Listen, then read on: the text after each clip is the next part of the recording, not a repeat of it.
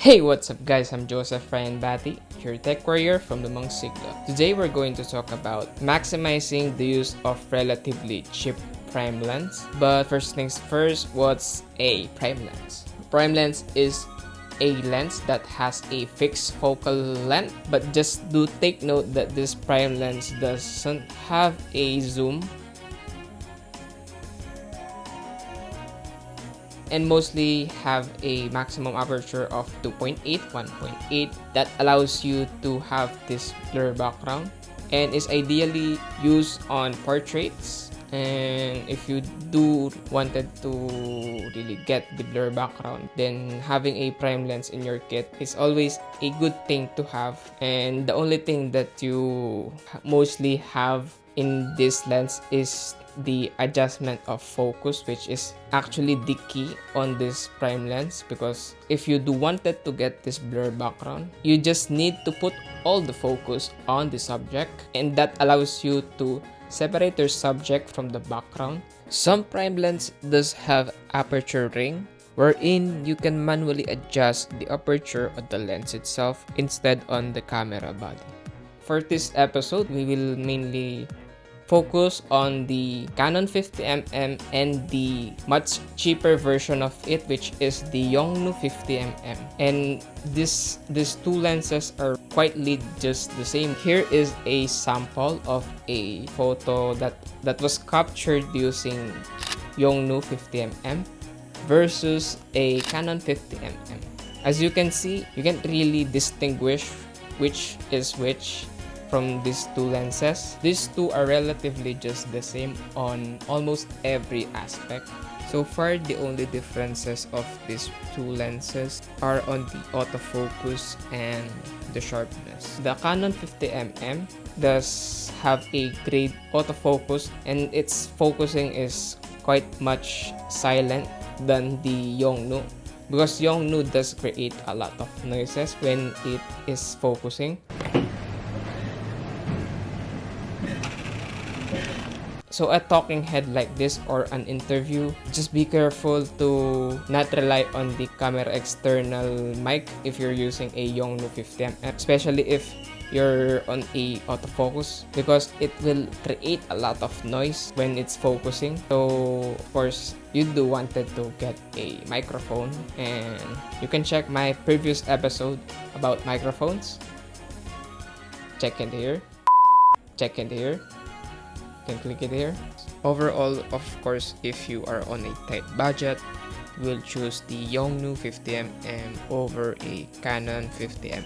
So the highlight of this prime lenses is our favorite, which is the blur background, as it allows your audience to focus onto the subject rather than looking at the background, because you do see something in the background or look everywhere aside from your subject.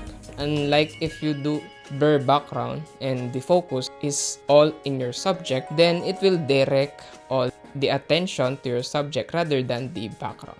And by the way, this blur effect or the blur background is called a bokeh. Bokeh is a Japanese term that means blur or lack of focus or unsharpness. So yes, actually that's just it.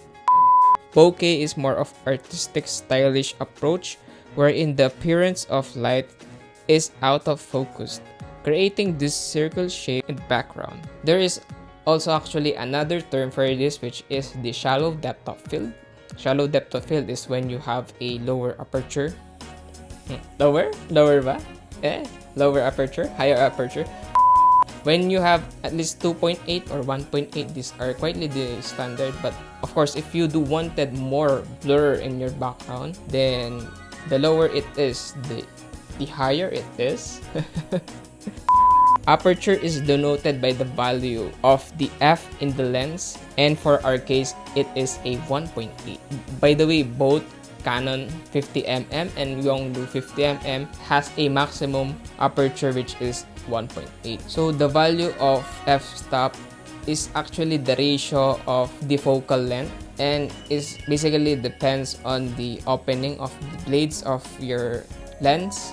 Just take this is a Mikey 35mm manual lens. As I adjust this aperture from 1.7 to f22. You can see the blades opening and closing in. So that's basically the aperture. So in aperture, if you have at least 2.8, that's already considered as a large aperture, which again allows you to have this blur background and take this 70 to 200 mm.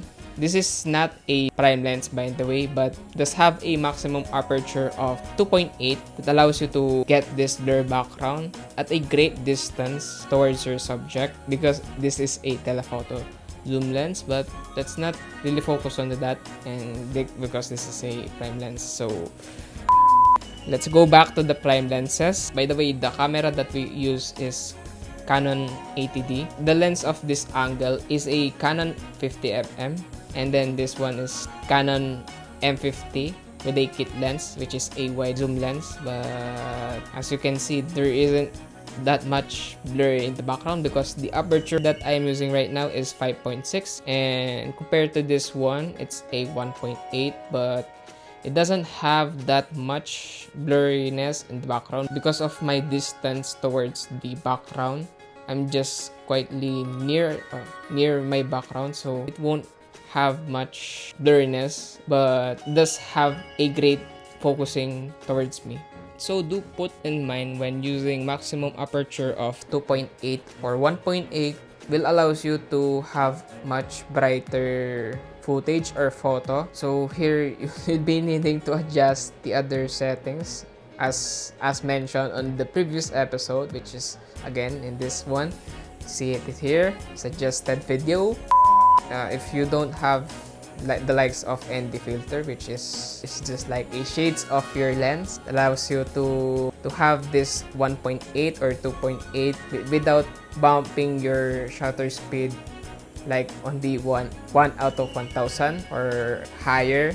So in here, having this maximum aperture of 2.8 or 1.8, you can achieve this technique, which is a focus pull or rack focus, which focus from one subject to another. Like if you wanted to put your focus on your subjects first, then shift it onto the background. With this, you can have a creative use of focusing. You can use autofocus just like what we did here, but I do suggest you to use manual focus in it because you will learn the focusing distance of your lens depending on the lens.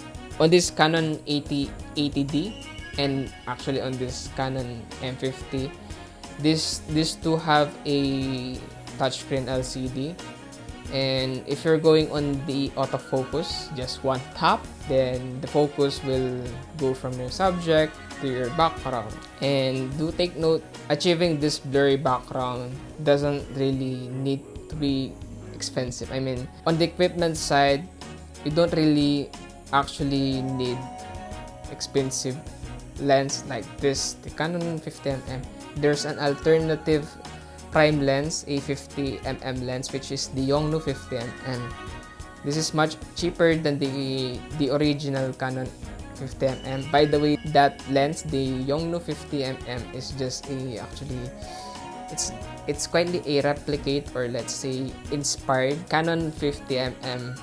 The Nifty 50 is known to be, let's say, a jack of all trades. It can do a lot with this 50mm, this Canon 50mm. You can basically do a lot of things with it. It just depends on the user, how the user properly utilize the maximized use of the equipment. There's no shame using this cheap lenses because honestly, it just depends on the user. If the user can maximize its use, then you can achieve just like what the pros are doing. And honestly, with this, having a Yongnuo 50mm and a Canon 50mm, whenever I see our footage on the editing, whenever I browse before I edit, I don't really recognize if this is the Yongnuo 50mm or this is the Canon 50mm on the first glance, because they're quite relatively just the same. The focusing of this, they does differ. On the weight, the Yongnuo 50mm is much lighter than the Canon 50mm, but it's a 2 kilogram. And then the cost, of course, Yongnuo is much cheaper as it is a third-party lens, unlike the Canon 50mm, which is a native lens to Canon that costs more. Just like here, Yongnuo costs at least around 3,000 pesos, and the Canon 50mm costs around 6,000 to 7,000. And that's it for this episode of Samu-Rye Tech. Hope you learned something and be inspired by this episode. This is Joseph Ryan Batty, your tech warrior from Limang Siglo, saying, study, study, study, and learn from your mistakes. Maximize what you have. Bing!